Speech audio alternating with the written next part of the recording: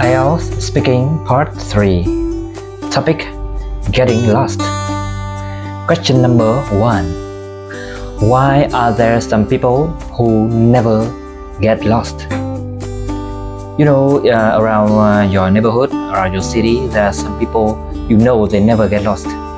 The reasons might be, first one, they already know all the ways, they already know the maps, and they often travel around the city or around the neighborhood, so they never get lost.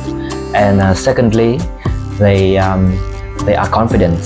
When they seem to get lost, they will ask somebody around them, and they are not shy. They are confident. They dare to ask strange people for the way out. So that's why they never get lost, and they always find a way to get home or the way to get to work, for example. Okay. Question number 2 is: do you think that children should be taught to read paper maps at school? I think children really need such skill. They need to learn how to read paper maps because maybe they have the phones with them already.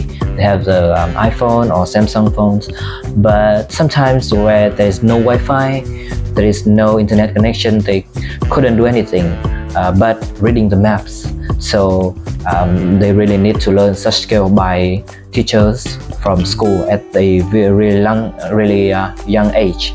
Okay. Question number 3.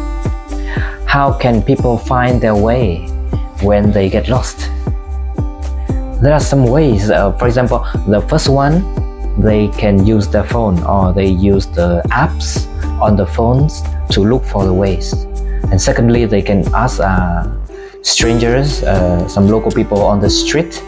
And the third place is that when there is nothing around, no one around you, and you have no phone, you just go straight forward, and eventually I think you will find out the way to get out of the empty land and get back home safely, for example. And the last question number 4. But before that, I need you to give me a subscribe if you think the video is useful for your IELTS preparation. Okay.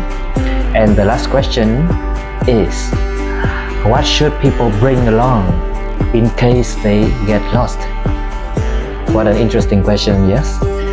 And so in case of getting lost, people should prevent it by bringing a fully charged smartphone and also a paper map.